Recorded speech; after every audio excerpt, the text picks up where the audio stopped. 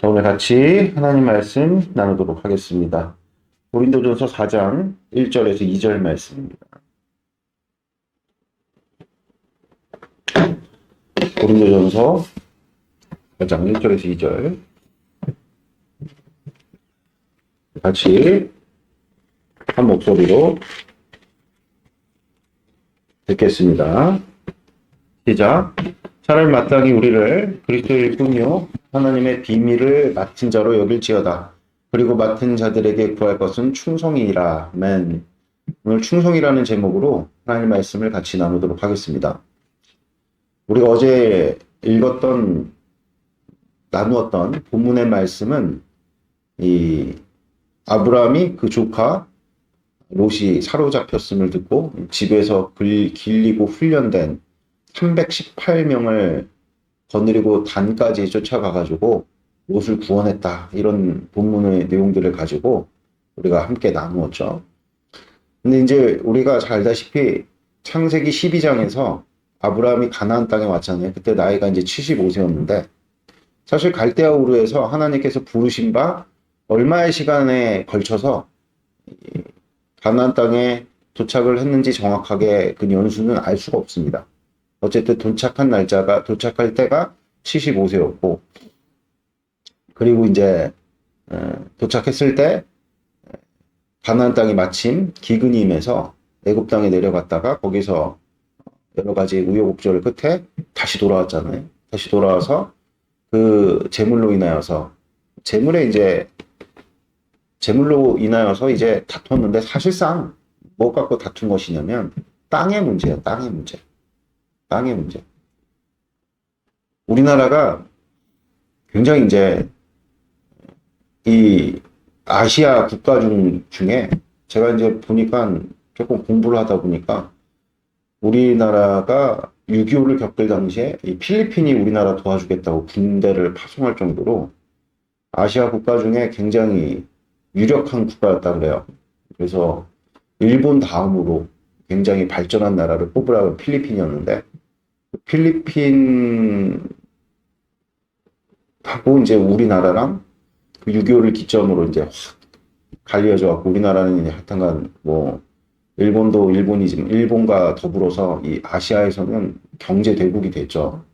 근데 그것이 주요하게 우리나라가 경제 발전을 이룰 수 있었던 내용 중에 하나가 토지개혁이라고, 토지개혁.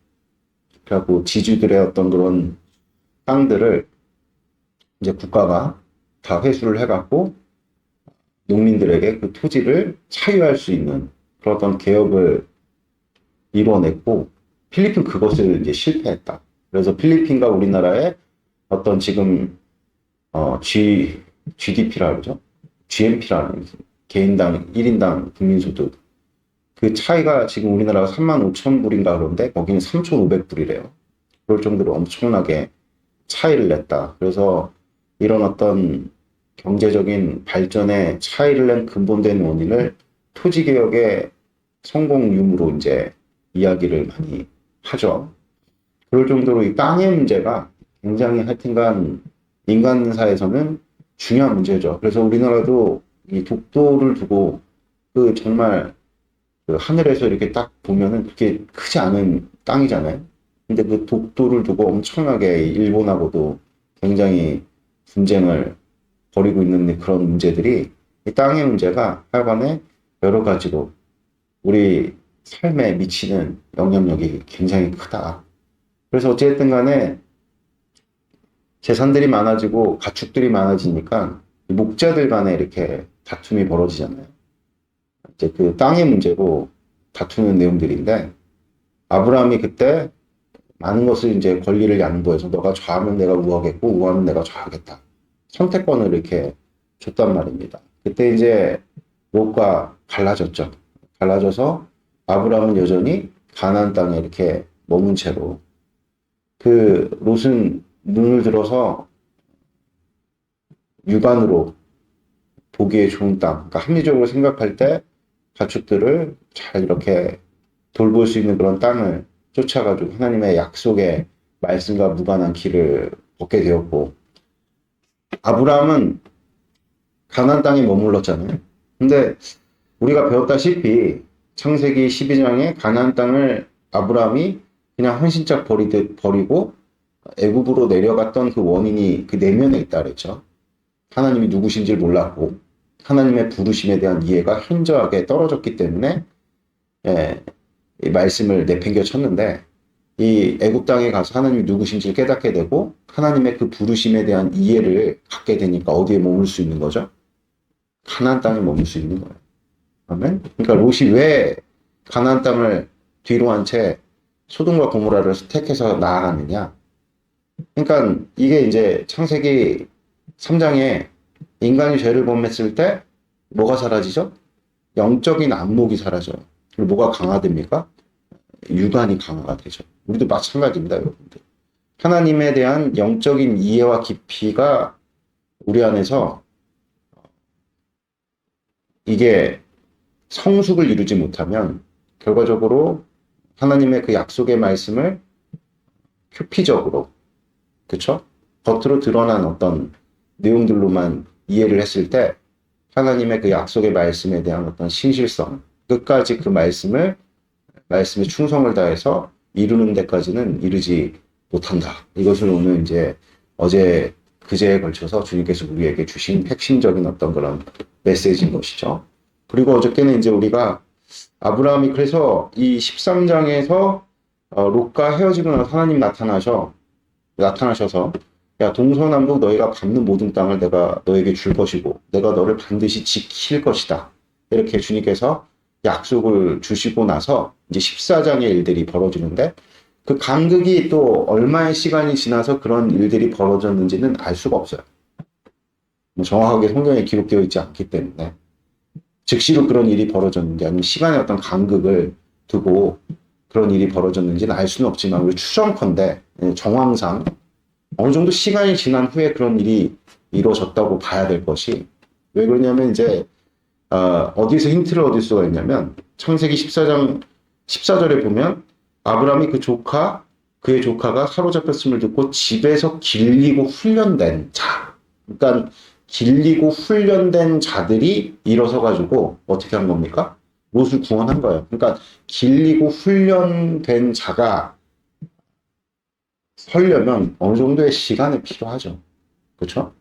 길리고 훈련된 자. 그러니까 이 지금 아브라함의 이 어떤 측면에서 보면 이게 우리가 인간적인 맥락에서 볼 때 무모한 행동이잖아요. 그렇죠? 한 족속에 한 집안의 가병들을 이끌고 연합체 4개국 연합체의 군사를 격파하겠다. 이 무모한 행동이죠. 근데 그런 무모한 어떤 그런 결단에 대해서 이들이 목숨을 아끼지 않고 쫓았다. 그것은 누구를 신뢰하는 겁니까? 아브라함을 신뢰하는 거야. 아브라함을 신뢰하지 못하면 그런 어떤 무모한 행동에 아무리 종들이라도 선뜻 나설 수가 없는 거죠. 그런데 이 지금 318명의 군사들이 아브라함의 그런 결단에 누구도 이견을 제시하지 않고 그냥 즉시로 쫓아가갖고 격파를 했다. 그러니까 대단한 어떤 충성심을 지금 보이고 있는 것인데 이런 충성된 군사. 요새 이제 고려 거란 전쟁이라는 아주 재밌는 사극을 지금 KBS에서 오래간만에 방영하고 있는데 참 재밌어요. 좀 추천을 해드리고 싶은데 거기 보면 이제 현종이라는 아주 훌륭한 왕이 이 거란의 어떤 그런 침공을 맞서서 이제 싸우면서 극복하는 어떤 그런 내용들이 주를 이루는데 거기서 이제 현종이 나라가 세워진 지 얼마 안 됐잖아요. 그래서 이 고려라는 나라가 굉장히 이제 세워진 지 얼마 안 됐기 때문에 이 거란의 어떤 그런 침공으로부터 이제 여러 가지 나라가 좀 왕을 중심으로 질서가 딱 세워져 있으면은 잘 극복을 할 수가 있겠지만 그 세워진 지 얼마 되지 않았기 때문에 왕의 어떤 그런 권력이라든지 권한이 크질 않아서 하여튼 여러 가지로 어려움과 고초를 겪는 중에 이 현종이라는 자가 굉장히 현명하여서 어떤 나라를 수습하고 그런 가운데 강대한 나라를 세우는 어떤 일환으로서 군사를 길러내는 것에 아주 주안점이 둡니다.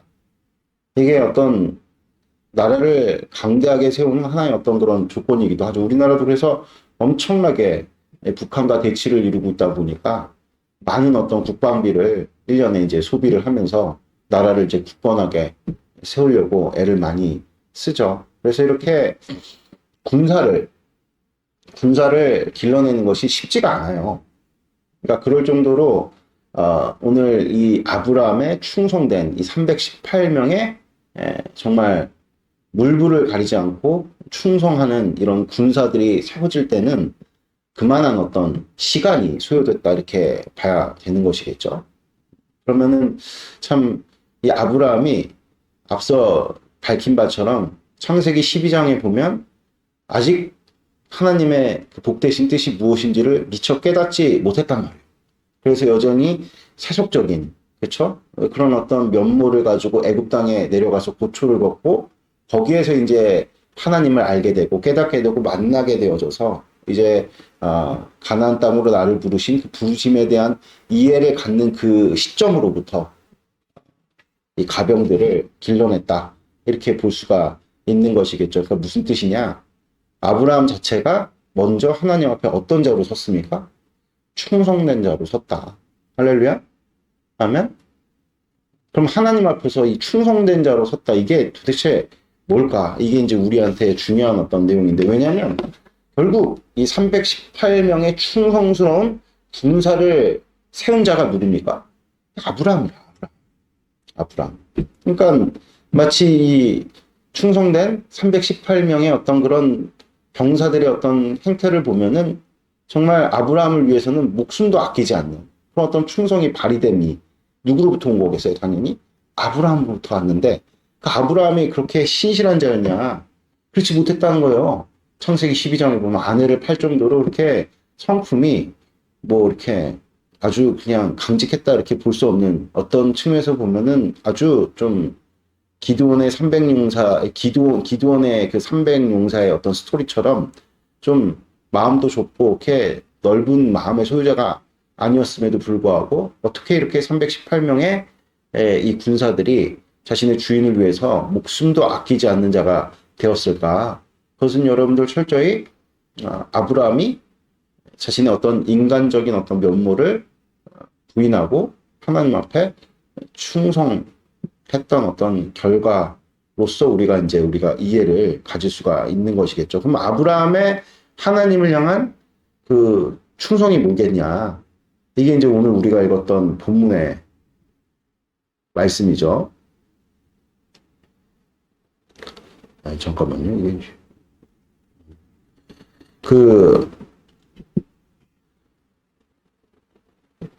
다시 한번 말씀드리지만 예수님께서 이런 말씀하셨어요. 너희가 쌓는 선으로부터 선이 나오고 너희가 쌓는 악으로부터 악이 나온다. 그러니까 아브라함의 집안에서 이 같은 충성된 일꾼들이 복되게 서게 된 것은 당연히 누구로부터? 하나님으로부터. 어제 우리가 근데 배웠잖아요. 우리가 그 게마트리아라는 어떤 그런 그 성경의 어떤 그런 표기 방식이 있어요. 예, 쉽게 얘기해서 뭐냐면은 어제 우리가 나누었던 것처럼 우리나라도 숫자를 세는 개념이 원래 있었잖아요. 하나, 둘, 셋, 넷, 그쵸? 그리고 열, 스물, 이거 우리나라 말이잖아요. 근데 그런 어떤 숫자들을 표기하는 아라비아 숫자로 이렇게 통일된 어떤 기호는 이게 이제 후대에 전 세계적인 어떤 공통 기호 아니에요? 그러니까 아라비아 숫자가 전 세계적인 어떤 공통 기호가 되기 전에 나름대로의 자기 나름대로 우리나라는 이제 한자를 가지고 썼죠. 뭐 이렇게 그걸 뭐라 그러죠? 이걸 날일이라 그러나? 날이 아니라 하나 뭐라 그러지? 하나일이라 그러나? 몰라. 하여튼 한자로도 어떤 그런 숫자를 표기하는 어떤 그런 문자가 있어서 우리는 그런 것들을 썼겠지만, 그래서 뭐 숫자를 표기하는 데는 뭐 짝대기로 할 수도 있고, 근데 이제 당시에는 그 알파벳 순서를 가지고 숫자를 표기를 했다. 근데 이제 히브리어 원어로 볼 때 이 318이라는 것은 마치 우리나라에서 318 하면 숫자로 318 이렇게 하면 되잖아요. 근데 318 이렇게 이제 표기된 게 아니라 우리나라 말로 318 이렇게 이제 히브리어로 표기가 된 거거든요. 그러니까 히브리어로 히브리어로 숫자를 이렇게 표기를 했는데, 그거를 이제 간략하게 알파벳의 순서에 따라서 뭐 알렙 같은 경우가 이제 영어에 해당되는 A인데 그것을 1로 두고, 그다음에 뭐 그 영어에 해당되는 B 이것을 2로 두고, 이런 식으로 해서 표기를 많이 했다 그래요. 그러니까 왜 그런 식으로 표기를 했냐? 아, 그게 이제 어디까지 가서 설명이 돼야 되냐면, 지금이야 이제 천문학자들이 따로 이제 학문적인 분야가 있어갖고 하늘을 이제 연구하고, 그렇죠? 과학자들이 주로 이제 그런 일들을 많이 하지만, 아, 옛날에는 그 하늘에 대한 관심을 누가 주로 가졌냐? 목자들이었다 그래요, 목자들. 그러니까 지금으로 치면 유목민들. 이 유목민들이 무엇을 따라서 여러분들 움직입니까? 이 계속해서 어떤 풀을 따라서 움직이잖아요. 그렇죠? 움직일 때 자신들이 이동하는 어떤 그런 경로를 체크를 해놓지 않으면 자칫 잘못해갖고 이상한 길로 빠져버려서 거기서 되돌아 나오지 못하면 죽는 거죠. 그러니까 무슨 얘기냐? 우리도 이제 산에 갈 때 나침반을 가지고 가잖아요. 산에서 길을 잃어버리면은 죽을 수 있어요. 조난당할 수 있죠. 그런 것과 마찬가지로 계속해서 움직여야 되는 사람들은 자신들의 어떤 이동 경로를 객관화할 필요가 있는데, 그것을 객관화할 수 있는 유일한 단서가 하늘에 있는 거예요. 별의 움직임. 그쵸? 그 별의 움직임이 일정하기 때문에. 별의 움직임은 수학적으로 아주 정교하고 정확하죠. 그래서 그런 어떤 별의 움직임들을 이제 파피루스에다가 기록을 하는 거. 근데 그 파피루스에 기록을 할 때 여러분들 그 파피루스도 굉장히 귀하잖아요. 그러니까 어떤 식으로든 이런 어떤 경로들을 수치로 이렇게 기입을 할 때 이것을 이제 암호화할 필요가 있는 겁니다. 그러니까 축약할 필요가 있는 거죠.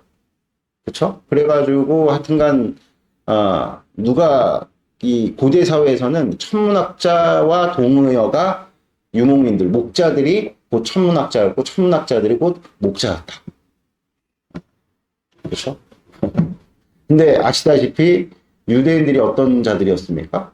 유목민들이었어요. 유목민들. 하나님의 인도하심을 쫓아서 계속 움직여야 되는. 그러니까 모세오경을 누가 썼어요? 모세가 썼죠. 거기서 볼 때 이제 하나님의 약속의 말씀을 쫓아 살아가는 자들의 계보가 있고, 그렇지 못한 자들의 계보가 있죠. 당연히 하나님의 약속의 말씀을 쫓아 살아가는 자들의 계보, 그 조상을 우리가 아벨과 가인에서 다 갈라지잖아요. 그렇죠? 세상을 쫓아서 나아간 자들, 가인 계열들, 아벨 계열들의 사람들. 아벨의 직업이 무엇입니까? 목자예요, 목자. 양을 치는 사람들. 그러니까 자신들의 정체성을 유목민, 그러니까 유목 생활을 했던 원인이 무엇이냐? 하나님의 약속의 말씀을 쫓아서 계속해서 움직이는 자들로 자신들의 정체성을 이 땅에서 규정한 거죠. 그래서 스스로를 나그네라 그랬잖아요. 그렇죠? 아멘. 그러니까 전통적으로 이스라엘은 유목민족이었다. 그러니까 유목민족이니까 참 공교롭게도, 그래서 여러분들 그 지오메트리라 그러죠. 기하. 그것에 그 어원이 되는 단어가 히브리어로 게마트리아예요. 그건 뭐 지금 다 설명할 수가 없고, 어쨌든 간에 좀 복잡하더라도 여러분들 이해를 가지고 들었으면 좋겠는데, 어쨌든 그래서 이 실제 유대인들의 성경의 기록 방식 가운데 이런 게마트리아 기록 방식이 있다는 거죠. 그러니까 암호화해갖고 축약해갖고 어떤 의미를 암시하는 거죠. 그러니까 원래 단어를 이렇게 기호화된 어떤 그런 숫자로 표현을 하는 거예요. 그러니까 우리가 그래서 이 318이라는 숫자를 엘리에셀이라는 어떤 종하고 결부시켜서 엘리에제르라는 이 히브리어 단어의 그 자음에 부여된 어떤 그런 숫자의 도합이 318이다. 이렇게 우리가 결부시켜서 어저께 우리가 나누었는데, 그렇게 볼 수 있는 근거가 사실 이제 이 성경을 누가 썼다 그랬습니까? 한 사람이 썼어요. 모세가 쓴 거예요. 그래서 여러분들 모세가 이 아브라함의 종들의 이 정확한 숫자를 318로 표기를 함과 동시에 아브라함의 종 중에 종들 중에 유일하게 그 이름을 밝힌 대상이 그 다음 장의 15장, 멀지도 않아요. 그 다음 장의 15장에 유일한 아브라함의 종들 중에 이름이 밝혀진 자가 엘리에셀.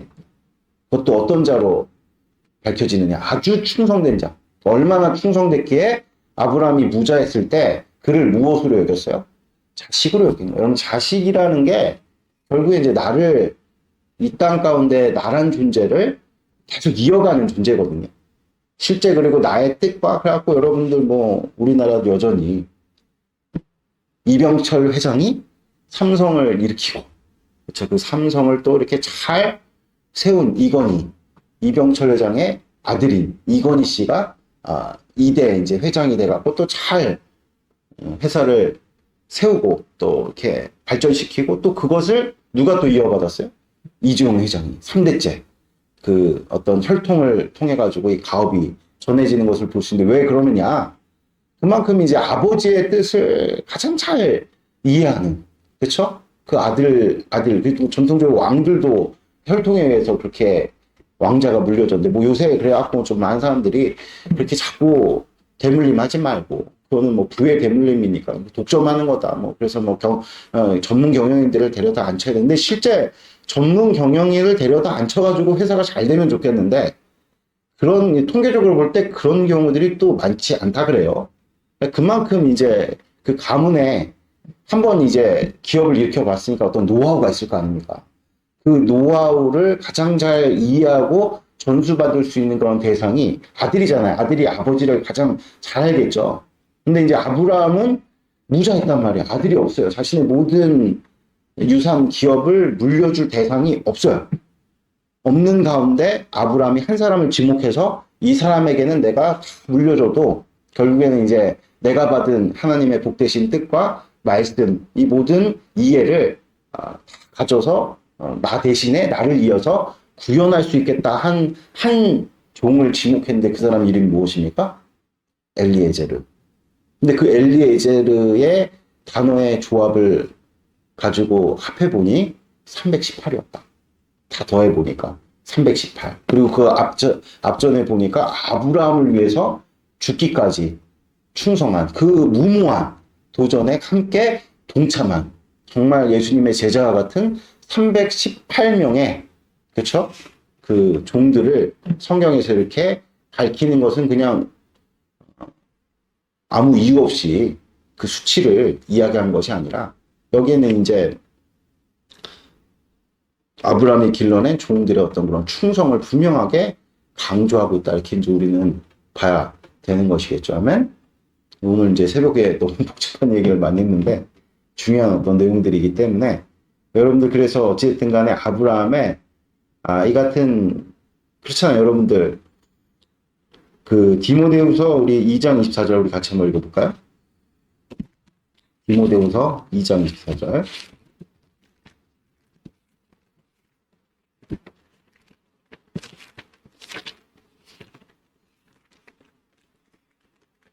읽겠습니다. 시작. 주의 종은 마땅히 다투지 아니하고 모든 사람에 대하여 온유하며 가르치기를 잘하며 참으며. 그러니까 여기 주의 종은 마땅히 다투지 아니하고 모든 사람을 대하여 온유하며 가르치기를 잘하며. 여기서 특별히 우리가 주목해서 봐야 될 것이 가르치기를 잘하며. 이게 굉장히 그러니까 우리가 아브라함의 어떠함에 이 지금 충성된 종들이 길러졌는가 이게 오늘 설교의 핵심 포인트거든요. 그러면 예수님께서 이 땅 가운데 3년 반 동안에 공생애를 사시고 십자가 죽으시고 부활하시고 승천하실 때 우리에게 마지막으로 남기신 유언이 무엇인지를 잘 생각을 해야 되는 무엇입니까? 여러분들, 내가 너희에게 분부한 모든 것들을 이제는 너희들이 모든 족속들을 제자로 삼아서 가르치라고 말씀하시거든요. 그리고 제자로 삼으라고 말씀하시거든요. 그러니까 여러분들 하나님 앞에서 충성된 종이라는 것은 우리에게 분부한, 우리에게 말씀하신 모든 것들을 부지런히 어떻게 하는 자들이에요.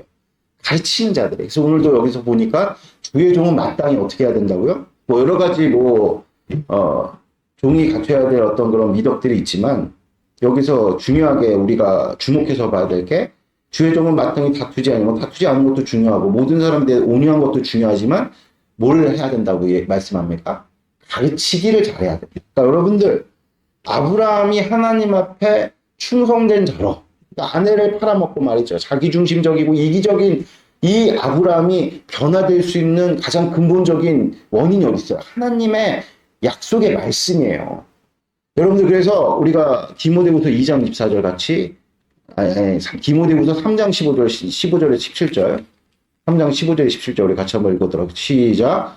또 어려서부터 성경을 알았나니 성경은 능히 너로 하여금 그리스도 예수 안에 있는 믿음으로 말미암아 구원에 이르는 지혜가 있게 하느니라. 모든 성경은 하나님의 감동으로 된 것으로 교훈과 책망과 바르게 함과 의로 교육하기 유익하니 이는 하나님의 사람으로 온전하게 하면 모든 선한 일을 행할 능력을 갖추게 하려 함이라.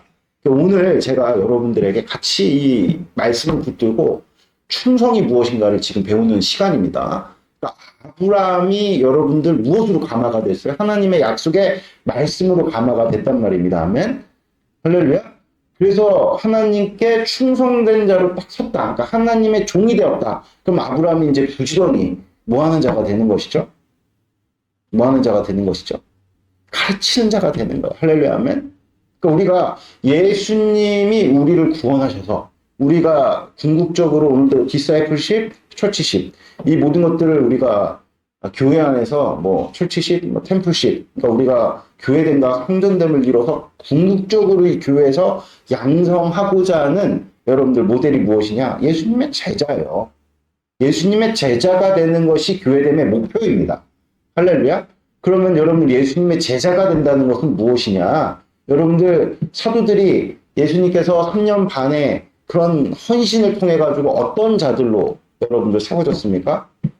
말씀을 전하는 자들, 가르치는 자들. 심지어 그래서 교회에 여러 가지 어떤 분쟁이 일어났을 때, 야, 우리가 기도하고 말씀의 전말, 우리가 이러한 일들이, 이런 어떤 사소로운 일들을 조종하는 일들 때문에 지장을 받아서는 안 된다. 그리고 누굴 세웠어요? 일꾼들을 세웠단 말이에요. 근데 그 세운 일꾼들조차도 성령 하나님으로 충만하여서, 사람들로부터 칭찬받고 또 하나님의 약속의 말씀과 지혜로 충만한 자들을 세웠단 말이에요. 실제 그래서 여러분들 스데반 집사 그 7 집사 중에 한 사람이었던 이 유력한 스데반 집사가 뭐 하다 죽었어요? 하나님의 말씀을 가르치다가 죽었단 말이에요. 그러니까 무슨 얘기입니까? 하나님 앞에 충성이라는 것은 하나님께서 나에게 주신 그 약속의 말씀을 어떻게 해야 되는 거야? 흘려보내는 거야. 계속해서 가르치는 그러니까 여러분들 잘 들으세요. 말세에 하나님께서 때를 따라 양식을 나눠줄 자를 찾는다 그랬는데 그게 이제 하나님의 종이거든요. 그러면 하나님께서 때를 따라 나눠주시는 때를 따라 맡기신 양식이 뭐겠냐? 그 양식이 곧 하나님의 약속의 말씀이다. 아멘. 그래서 여러분들 교회는요 항시 무엇이 선포돼야 됩니까? 약속의 말씀이 선포되어져 그것을 가르쳐야 되고 그것을 또 배운 자들이 그것을 가지고 그러니까 저는 이명경 형제께서 오늘 이제 아주 복되게 새벽 예배에 참여를 하셨는데 저는 이명경 형제가 이런 사람이었으면 좋겠어요. 교회 안에서 잘 배워서 그것을 그냥 내가 그냥 안고만 있을 것이 아니라 그것을 풀어서 때를 따라 양식을 나눠줄 자.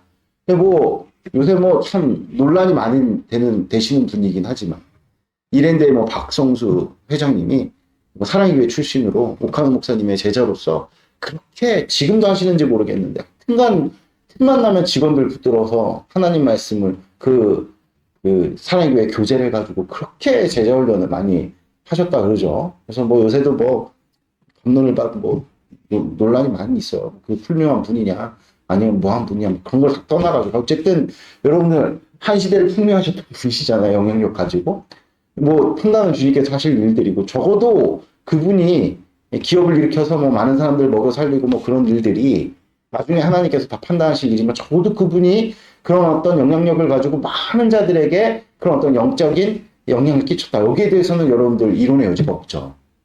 아멘? 그런 자로 서기를 축복드립니다. 할렐루야? 여러분들 어느 곳에 서 있든 뭐 회사든 뭐 가정이든 어디든 여러분들 우리가 뭐 해야 됩니까? 가서 제자 삼아야 됩니다. 제자 삼아. 할렐루야. 그래서 그 말씀의 선순환이 우리 가운데 계속 일어나게 될 때, 여러분들 고린도 교회가 그런 교회였잖아요. 또 에베소 교회가 그런 교회였잖아요. 바울이 12제자 세워놓고 날마다 계속 말씀을 증거하고 그 말씀을 또 감화를 받아갖고 전함을 입은 자들이 어딜 가든지 말씀을 전하니까 소아시아 전 지역에 하나님의 약속의 말씀이 전파되지 아니한 곳이 없고 듣지 아니한 자가 없고 실제 그 말씀이 세력을 얻으니까 어떤 일들이 벌어집니까? 기적도 일어나고 귀신이 쫓겨나가고 병도 고쳐지는 그 놀랍고도 복된 역사가 나타나게 되는 것이죠. 할렐루야 아멘. 그래서 말씀이 흘러가는 것, 이 말씀을 흘려보내는 자, 말씀을 계속해서 우리 입술 가운데, 그래서 뭐 교회됨 40일에 이러한 그런 내용들이죠. 하나님의 그 약속의 말씀이 계속 나의 실질적인 삶의 현장 가운데서 흘러가는 그런 자들을 주님께서 어떤 자들이라 부르느냐? 충성된 자들이라. 할렐루야. 아브라함이 그 일을 한 것이죠. 그러니까 다시 한번 말씀드리지만 아브라함이 가나안 땅에서 애굽으로 내려가서 우여곡절 겪은 끝에 다시 가나안 땅으로 돌아왔을 때 롯과의 분쟁은 무엇을 보여주는 것이냐? 더 이상 아브라함이 이제 이기적으로 세속적으로 살지 아니하고 나 하나님 나라의 백성으로 살 것이다 라는 어떤 그런 결단을 보여주는 사건이 바로 롯과의 헤어짐이에요. 아멘? 그러니까 아브라함은 가나안 땅에 머물렀어요. 이제 떠나질 않아요. 그러니까 그 이면에, 그러니까 하나님의 약속의 말씀을 순종할 수 있게 되었어요. 그럼 무슨 뜻이냐? 하나님의 약속의 말씀에 대한 이해를 이제 갖게 된 거예요. 아, 서로 사랑하면서 사는 것이구나. 이 세상의 어떤 그런 논리대로 사는 것이 아니라 하나님의 약속의 말씀을 산다는 것은 하나님의 그 심정을 품어서 하나님과 같이 그 결을 쫓아 살아가는 삶, 서로 사랑하는 삶, 헌신하는 삶, 희생하는 삶, 나의 유익보다 다른 사람의 유익을 먼저 생각하는 삶, 그에 대한 어떤 결단이 딱 서게 되니 아브라함의 삶 가운데 어떤 일들이 벌어집니까? 이제 더 이상 나의 실력 갖고 사는 것이 아니라 하나님의 철저한 약속의 말씀에 붙들려 사는데 그것이 무엇이냐면 여러분들 그것이 무엇이냐면 예수님께서 우리에게 남기신 유언이에요. 어느 때든지 때를 얻든지 못 얻든지 뭐 하라는 거예요? 하나님의 약속의 말씀을 전파하라는 거예요. 여러분들 사람을요 누가 바꿉니까? 우리 실력 갖고 바꿀 수 있습니까? 하나님의 약속의 말씀이 바꾸는 거예요. 교회 안에 우리 지체들 이렇게 볼 때마다 판단은 우리가 할 수 있지. 이랬으면 좋겠다, 저랬으면 좋겠다. 뭐 조언도 해보고 가서 뭐 같이 울어도 줘보고 같이 뭐 애도 써보고 미안합니다. 궁극적으로 사람 누가 바꾸냐? 말씀이 바꾼다. 말씀. 할렐루야. 교회는 언제든 때를 얻든지 못 얻든지 뭐 하는 거야? 말씀을 전파하는 거예요. 아브라함이 여러분들 자신의 어떤 실력을 하나님 약속의 말씀을 그러니까 한마디로 얘기해서 의를 이루려고 했지만 실패했단 말이에요. 그래서 이제 철저히 야 내가 주님만 의지해야겠다. 그게 뭐예요? 말씀을 의지하는 거예요. 말씀을 이제 믿는 거예요. 아멘? 할렐루야. 그래서 여러분들 우리가 교회 안에서 때를 얻든지 못 얻든지 복음을 전파하는 그런 현장이 있어야 돼. 먼저는. 아멘? 그러니까 아브라함이 이 318명의 목숨을 아끼지 않는 엘리에셀 같은 이 318명의 충성된 일꾼들을 세울 수 있었던 원인이 어디 있느냐? 무엇을 증거한 겁니까? 말씀을 증거해요. 말씀을 증거한다는 건 무슨 뜻이에요? 말씀을 따라 산다는 거예요. 똑같은 말이에요, 여러분들. 말씀을 따라 사는 게 말씀을 증거하는 삶입니다. 할렐루야. 그랬더니 말씀을 증거하는 삶을 살았더니 아브라함이 하나님의 약속의 말씀을 믿고 의지하며 살았더니 그의 모습이 본이 되어서 318명의 충성된 일꾼들이 세워지는 그 일로 말미암아서 결국 어떤 일이 벌어집니까? 세상을 구원하는 일들이 나타나게 된 것이죠. 할렐루야. 아멘. 그래서 이제 오늘부터 제자 훈련이 또 이제 시작이 재개가 되죠. 어제는 제가 신방과 어떤 지체에게 제자 훈련을 약속을 받고 왔어요. 교회는 그런 곳입니다. 때를 얻든지 못 얻든지 계속해서 부지런히 가르치고 배우고 또 가르치고 배우고 그런 일들이 우리 가운데 풍성하게 일어나게 될 때 인격의 변화도 있고 삶의 어떤 여러 가지 어떤 문제도 해결함을 얻고 더 나아가서 아브라함이 롯을 구한 것처럼 우리의 사랑하는 어떤 그런 친지, 사랑하는 어떤 친구들 또 동료들에게 구원의 손길을 내밀어서 여러분들 우리가 세우는 또 그들을 구원을 이루는 어떤 그물이 되어지는 그런 놀랍고도 복된 역사가 나타나게 되는 줄을 믿습니다. 할렐루야. 충성된 자가 되시기를 축복드립니다. 기도드리겠습니다.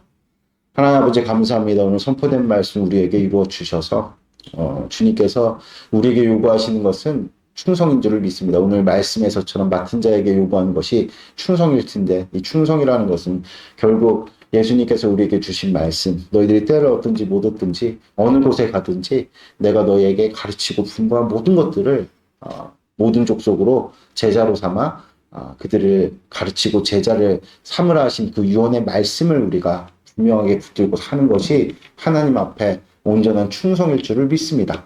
할렐루야. 하나님 오늘도 이 선포하는 말씀을 우리 가운데 이루어 주셔서 교회 안에서 늘 우리가 말씀이 선포되어지는 것을 멈추지 아니하고 선포된 말씀을 우리가 다 경청하고 배워서 어느 곳에 가든지 우리가 그 말씀을 또 배우기만 해서 우리가 안고 있는 것이 아니라 풍성하게 풀어내는 충성된 이 말세의 일꾼들이 되어줄 수 있는 아버지의 백성들 될 수 있도록 축복 더해 주시옵소서. 감사합니다. 부활의 주님 되신 예수님의 이름으로 기도드렸습니다. 아멘.